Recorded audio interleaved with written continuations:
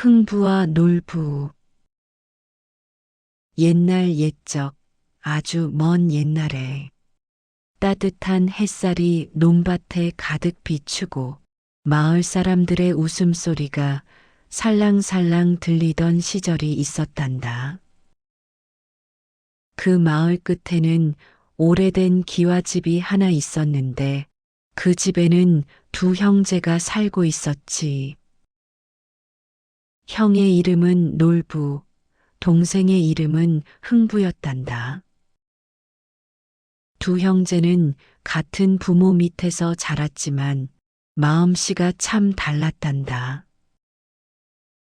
형 놀부는 부지런하긴 했지만 욕심이 아주 많았고 자기 것만 챙기며 남을 돕는 걸 싫어했어. 반면에 동생 흥부는 가진 것이 별로 없어도 언제나 웃으며 다른 사람에게 먼저 손을 내밀었지. 그래서 사람들은 흥부를 사랑했고 흥부 집 앞에는 늘 온기가 돌았단다.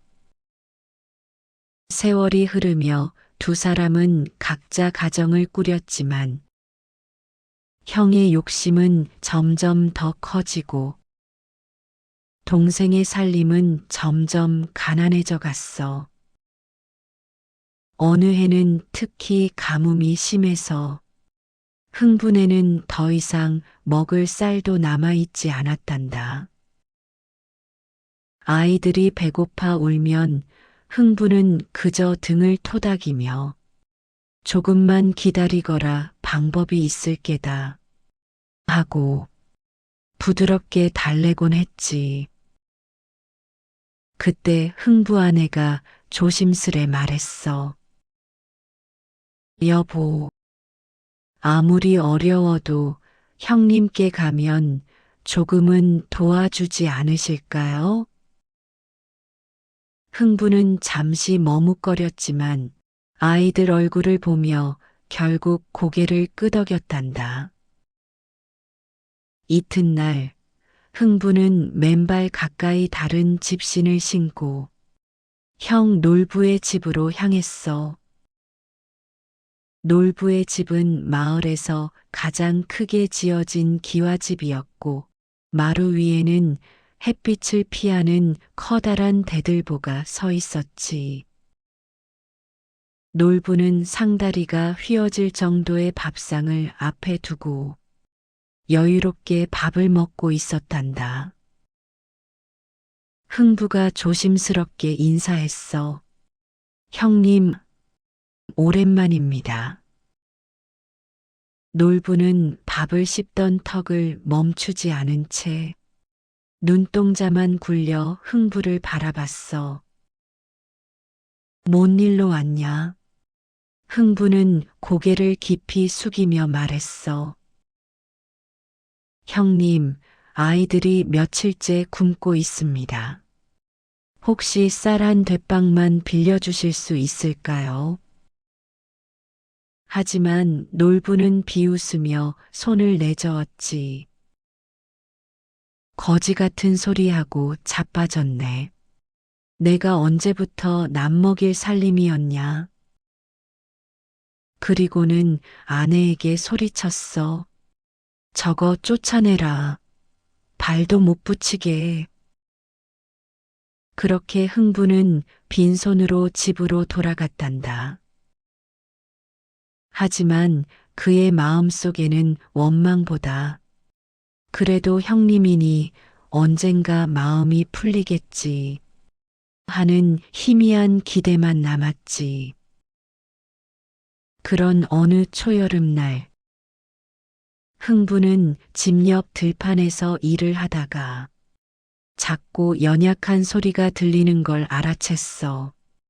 짹짹짹. 그 소리는 새끼 제비가 떨어지며 내는 소리였지.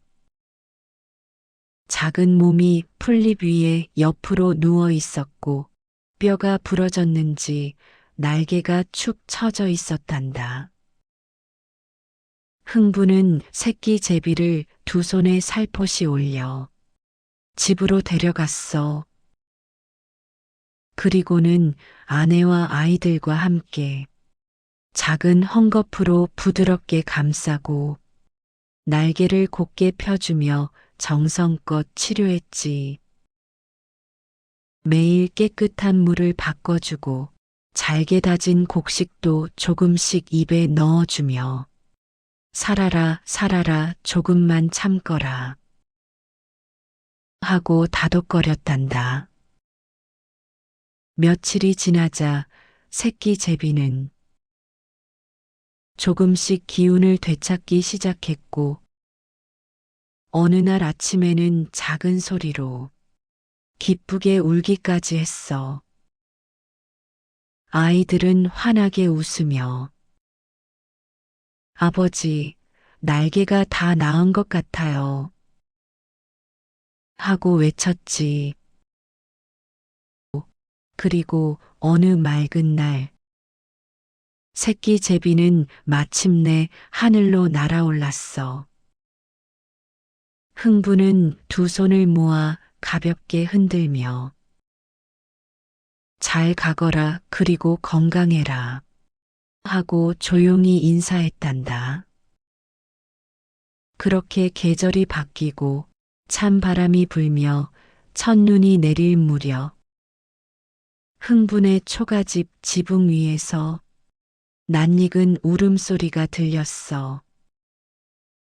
짹짹짹. 그때 하늘에서 여러 마리의 제비떼가 둥그렇게 원을 그리며 내려오더니 가장 앞에 있던 제비가 흥부 앞에 조용히 내려앉았단다. 그 제비는 바로 흥부가 살려준 그 새끼 제비였지. 작은 발로 쪽 하고 다가온 제비는 작고 묵직한 박씨 하나를 흥부 발 앞에 톡 떨어뜨렸어. 흥부는 놀라며 박씨를 들여다봤지. 작지만 빛나는 황금빛 무늬가 희미하게 보였단다. 흥부는 그 씨앗을 조심스럽게 마당에 심고 하루도 빠짐없이 물을 주며 돌봤어. 그러던 어느 날 박넝쿨이 하루가 다르게 자라나 초가집 지붕을 넘을 정도가 되었고 커다란 박이 몇 개나 주렁주렁 매달렸단다. 수확이 다가오자 흥부 가족은 마치 축제를 준비하듯 들뜬 마음으로 큰 박 하나를 마루 위에 올려놓았어.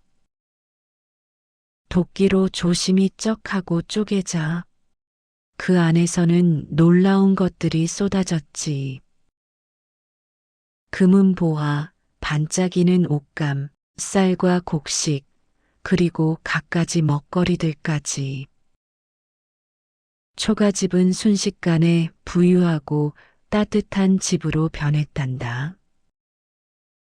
아이들도 기뻐서 손뼉을 치고 아내도 눈시울을 붉히며 정말 하늘이 우리를 도우셨군요 하고 속삭였지. 이 소식은 금방 놀부 귀에도 들어갔어. 놀부는 눈을 크게 뜨며 분노와 욕심이 뒤섞인 목소리로 말했단다. 흥부가 금을 얻었다고? 제비 하나 살려줬다고 그런 복이 온다고? 그럼 나도 해야지. 놀부는 서둘러 제비 둥지를 찾아가 일부러 손으로 흔들어 새끼 제비를 떨어뜨려 버렸어. 그러고는 억지로 붕대를 감고 흥부 흉내나 내볼까? 하고 비웃으며 돌봤지. 하지만 제비는 점점 더 약해져 갔고 결국 힘없이 하늘로 날아갔단다. 놀부는 그저즉 고놈도 별 볼 일 없네. 하고 무심히 넘겼지. 그러던 어느 날 놀부 마당에도 제비 한 마리가 찾아와 박씨 하나를 떨어뜨렸어. 놀부는 기다렸다는 듯이 됐구나 하고 씨앗을 심었단다. 시간이 흘러 박이 자라자 놀부는 가장 큰 박을 들고 흥부처럼 쩍하고 쪼갰지. 그런데 그 안에서는 금은 보화가 아니라 요란한 꽹과리 소리와 함께 도깨비들이 우르르 튀어나온 거야. 도깨비들은 놀부의 집안을 들쑤시며 장롱을 부수고 밥상은 뒤집고 항아리들은 깨트리며 집안을 엉망으로 만들었단다. 놀부는 그야말로 혼비백산했지. 결국 가진 것들을 모두 빼앗기고 집은 텅 비어버렸어.